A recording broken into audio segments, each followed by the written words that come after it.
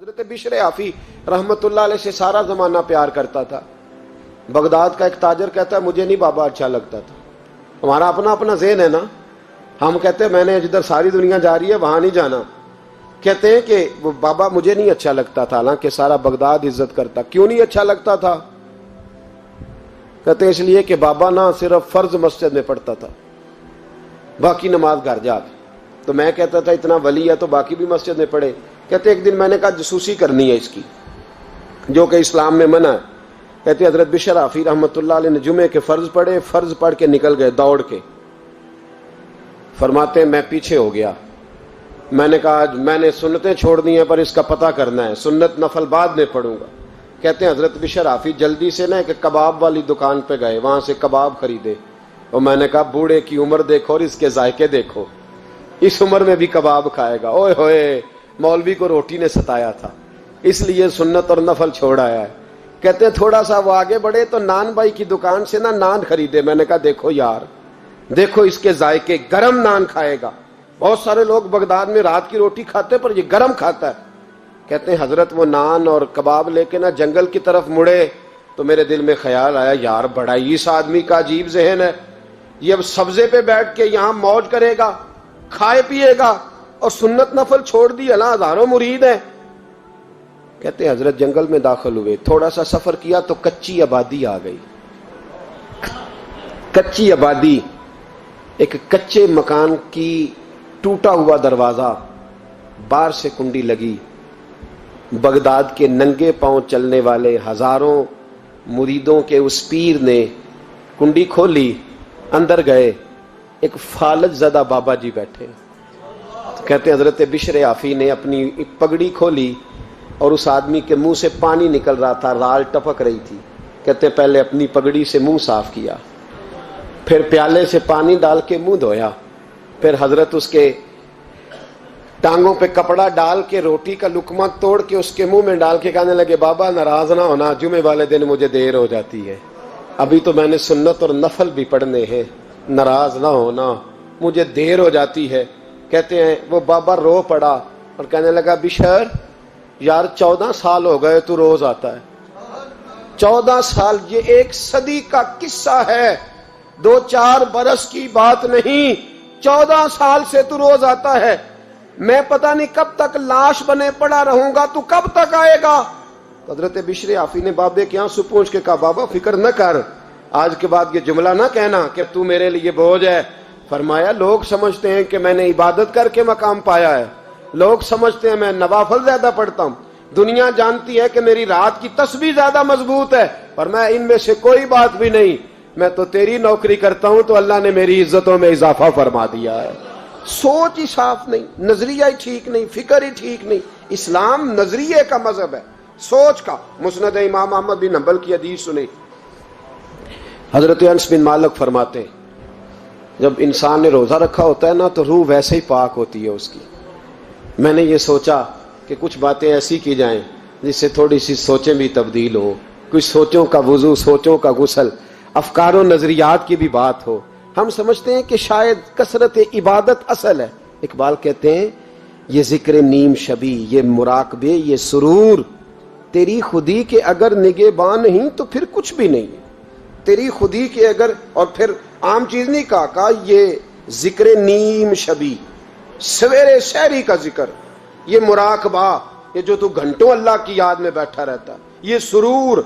کہتے بے کیف عبادت نہیں, سرور والی.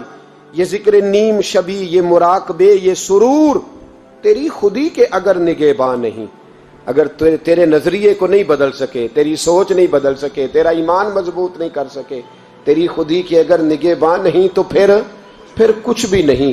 اور خرد نے کہہ بھی دیا لا الہ الا اللہ تو کیا حاصل, دل و نگاہ, دل و نگاہ, دل و نگاہ اگر مسلمان نہیں تو پھر کچھ بھی نہیں. دل و نگاہ. اقبال کہتے ہیں ایک دل کا کلمہ پڑھ, دوسرا نظر کا کلمہ پڑھ, ان پہ پابندی لگا.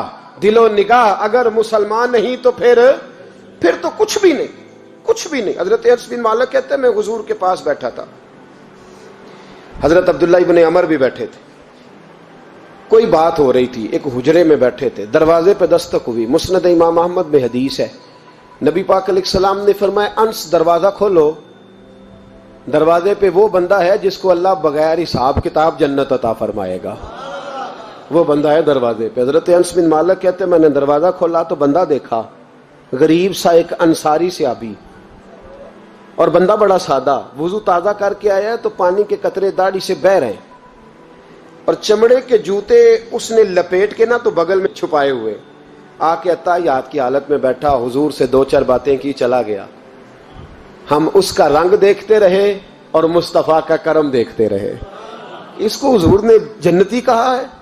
کہتے ہیں اگلے دن اسی ٹائم اسی وقت ہم حضور کے پاس بیٹھے تھے، پھر دروازے پہ دستک ہوئی، حضور نے فرمایا دروازہ کھولو، دروازے پہ وہ بندہ ہے جسے اللہ بغیر حساب کتاب جنت عطا فرمائے گا، بغیر حساب۔ کہتے ہیں دروازہ کھولا، اور جیسے ہی میری نظر پڑی، بندہ بھی وہی ہے جو کل آیا تھا، اور انداز بھی وہی ہے جو کل تھا، اسی طرح پانی کے قطرے، اسی طرح جوتے بغل میں، السلام علیکم، کل حضور فلاں بات کی تفصیل پوچھنی مجھ سے رہ گئی تھی، غلطی ہوگی، دوبارہ آیا ہو۔ اس نے اپنی گفتگو کی، چند جملوں میں بات سمیٹی، چلا گیا۔ فرماتے ہیں اتفاق کی بات کہ دن تیسرا، بندے بھی ہم دونوں، میں اور عبداللہ ابن عمر، حضرت انس بن مالک کہتے ہیں دونوں بیٹھے تھے، سیم ٹائم سیم ڈے۔ پھر دستک ہوئی، حضور نے فرمایا دروازہ کھولو، اور مسکرا کے فرمایا دروازے پہ وہ بندہ ہے جسے اللہ بغیر حساب کتاب جنت عطا فرمائے گا۔ کہتے ہیں کھل اٹھے ہمارے چہرے، باہر گئے، دستک ہوئی تھی، دروازہ کھولا۔ فرماتے مجھے یقین تھا وہی ہوگا جو 2 دن پہلے آیا تھا، اور میرے یقین کے مطابق ہی کام ہوا، وہی بندہ تھا جو کل بھی تھا، جو پرسوں بھی تھا، حالت اور کیفیت اور انداز بھی وہی تھا، پانی کے قطرے بہ رہے ہیں، اور اس شخص نے جوتے بغل میں دبائے ہوئے خدمت میں حاضر ہوا، بیٹھ گیا، بات چیت کی، چلا گیا۔ حضرت انس بن مالک کہتے ہیں تھوڑی دیر ہوئی تو حضور بھی تشریف لے گئے۔ حضرت عبداللہ ابن عمر مجھے کہنے لگے یار ویسے کتنے اس کے نصیب ہیں، کتنے نصیب ہیں، کوئی آیا لے کے چلا گیا، کوئی آیا لے کے چلا گیا، کوئی عمر بھر بھی نہ پا سکا، میرے مولا تجھ سے گلا نہیں، یہ تو اپنا اپنا نصیب ہے، یہ تو اپنا اپنا، اور نہ کسی کے حال پہ طنز کر، نہ کسی کے غم کا مذاق اڑا، وہ جسے چاہے جیسے نواز دے، یہ مزاج لطف رسول ہے صلی اللہ تعالی علیہ وسلم۔ کہتے ہیں ہم لوگ گفتگو کرنے لگے، عبداللہ ابن عمر مجھ سے کہنے لگے یار ویسے پتہ کرنا چاہیے یہ کون سا عمل کرتا ہے، پتہ کرنا، جیسے ہم نہیں پتہ کرتے کہ یہ بندہ بڑا چمک گیا، پتہ کرو کون سا کاروبار کرتا ہے، ذرا اس کی جاسوسی تو کرو۔ اور بندے بھی بڑے سمجھدار ہیں، وہ سائیڈ بزنس نہیں بتاتے، وہ کہتے ہیں وہ جو میرا علیحدہ ہے وہ نہیں بتانا، کہیں یہ نہ شروع کر لے۔ حالانکہ انسان کے پاس جو خوبی، جو اللہ نے اسے دولت دینی ہوتی ہے، وہ اپنا اپنا نصیب ہوتا ہے، وہ گھر میں بیٹھے بھی اللہ عطا کر دیتا۔ وہ کہتے ہیں کہ پتہ کرو کیا عمل کرتا ہے، تو حضرت عبداللہ ابن عمر کہتے ہیں میں اس کے پیچھے ہو گیا، اس سے سلام لی، تو میں نے کہا مجھے 2-3 دن کے لیے مہمان بنا لو گے، مان نہ مان میں تیرا مہمان، 2-3 دن کے لیے مہمان بنا لو گے؟ تو کہتے ہیں مجھ سے کہنے لگا کوئی گھر میں جھگڑا ہو گیا، کیونکہ پڑوس میں تو تمہارا، قریب ہی تو تمہارا گھر ہے، میرے مہمان بننے ہو، کچھ جھگڑا ہے؟